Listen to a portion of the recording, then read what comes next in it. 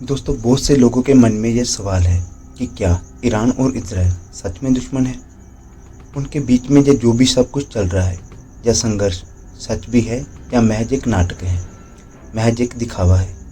दरअसल इजराइल और ईरान दोनों के ही पास ऐसी हथियारों की बड़ी संख्या है कि यदि खुली जंग का मौका आ जाए तो दोनों एक दूसरे को भयंकर नुकसान पहुंचा सकते हैं। सैकड़ों इमारतों को राख के ढेर में बदलना उनके लिए कोई बड़ी बात नहीं।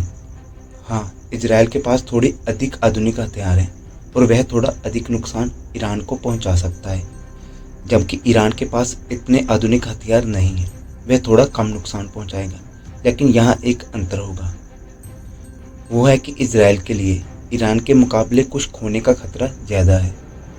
जिस तरह से इजराइल और ईरान की जियोग्राफी में अंतर है, अगर 2000 मिसाइल ईरान से इजराइल पर गिरती हैं तो इजराइल के लिए यह बहुत बड़ा नुकसान कर सकती हैं, जबकि ईरान, जो कि जियोग्राफिकली बहुत बड़ा है, तो थोड़ा अधिक नुकसान सह भी सकता है। ईरान के पास इजराइल से अधिक हानि सहने की क्षमता है। इसके अलावा इजराइल के लिए सबसे बड़ी समस्या है वो विशेष भाग जिसे वे हर हाल में बचाना चाहेगा। यह है वाइट यहूदी लॉबी, जो इजराइल के तटों पर बने रिजॉर्ट्स के पास एक लग्जरी लाइफ जीते हैं। यह लोग 3 देशों के नागरिक हैं, जिनमें अमेरिका भी शामिल है। यह वाइट यहूदी और ऑर्थोडॉक्स यहूदी मिलकर इजरायली प्रशासन बनाते हैं। इसलिए ये वाइट यहूदी इजराइल के लिए बहुत महत्वपूर्ण है। वे किसी भी परिस्थिति में अपने संवेदनशील हिस्से को ईरान के साथ संघर्ष में नहीं फंसाना चाहते।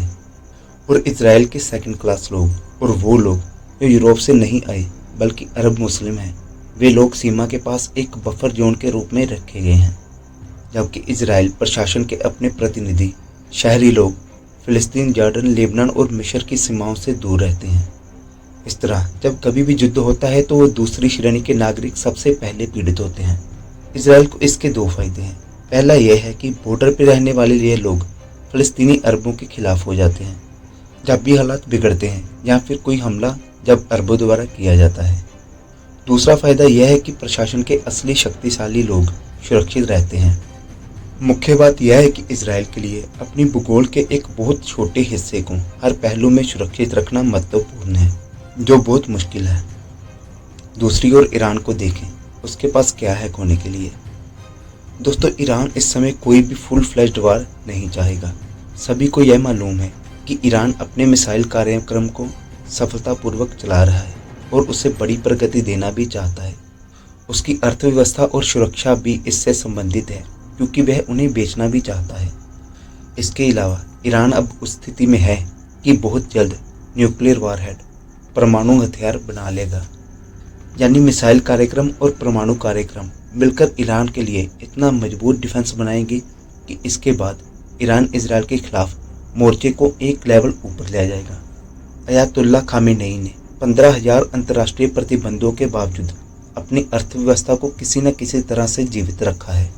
वह नहीं चाहेगा कि किसी भी स्थिति में उसकी अर्थव्यवस्था को इतना नुकसान हो कि उसके राजनीतिक प्रतिद्वंदी अपनी शक्ति को मजबूत करें और शासन को गिरा दें, या फिर उन्हें किसी महत्वपूर्ण शक्ति के साथ युद्ध करना पड़े, जिससे उनका परमाणु कार्यक्रम और मिसाइल कार्यक्रम डिस्टर्ब हो और वे अज्ञात में चले जाएं। इस संदर्भ में आपको समझ आ गया होगा कि इजराइल और ईरान दोनों को बहुत कुछ खोने का खतरा है।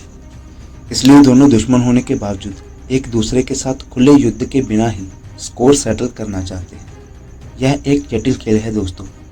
यह तब तक चलेगा जब तक दोनों में से कोई इतना ताकतवर नहीं हो जाता कि वो बिना ज़्यादा नुकसान उठाए दूसरे को नष्ट कर सके, या फिर दोनों में से कोई एक किसी राजनीतिक परिवर्तन के चलते बहुत कमज़ोर नहीं हो जाता। इसे रणनीतिक संतुलन बनाए रखना कहा जाता है। इजराइल अमेरिका के साथ मिलकर ईरान और उसके सहयोगियों के खिलाफ हमले करता रहता है और ईरानी वैज्ञानिक और सेना के जनरलों की टारगेट किलिंग करवाता रहता है, जबकि ईरान चाइना की तर्ज पर एक लंबी लड़ाई लड़ने की तैयारी कर रहा है। वह शतरंज की तरह चालें चल रहा है। वह अपने छोटे छोटे एसेट को इजराइल के चारों ओर फैला रहा है ताकि वे दुश्मन को घेर सके और समय आने पर वो चौंका कर हमला करे और अधिकतम नुकसान पहुंचा सके। अगर आपको लगता है कि यह रणनीति बहुत अजीब और अनोखी है, तो याद रखें कि सभी महाशक्तियां एक दूसरे के खिलाफ ऐसा ही कर रही हैं, जैसे कि America. Japan, south Korea, Taiwan, Philippines, Vietnam और इंडिया को मिलिट्री सपोर्ट तो करता है जब चाइना से टक्कर होती है, लेकिन सीधा चाइना के साथ युद्ध नहीं करता। कभी कभी चाइना की सबमरीन्स अमेरिकन शिप के सामने अचानक से आते हैं और फिर चले जाते हैं, और अमेरिकन भी जैसे धमकी दे रहे हो कि हम चाइना की सीमा पार करने के लिए तैयार हैं, मगर कोई भी युद्ध नहीं होता। चाइना के लोग उन्हें चेतावनी देते हैं और झूठे हमले की आवाज़ भी करते हैं, लेकिन कोई गोली या मिसाइल नहीं चलती। जंग में अरबों डॉलर खर्च करने के बजाय ये दोनों सुरक्षित दूरी बनाकर इस कोल्ड वार को जारी रखते हैं, जैसे इजराइल और ईरान। यह ऐसे ही चलता रहेगा जब तक एक कमज़ोर ना हो जाए या कोई गलती ना हो जिससे यह सीमा टूट जाए। वो दोस्त जो समझते हैं कि ईरान और इजराइल कोई नूरा कुश्ती कर रहे हैं, उन्हें समझना चाहिए कि जब तक टक्कर बराबर की हो तो लगभग सभी बड़े देश ऐसे ही लड़ते हैं। यही मॉडर्न वारफेयर, आधुनिक युद्ध कला है।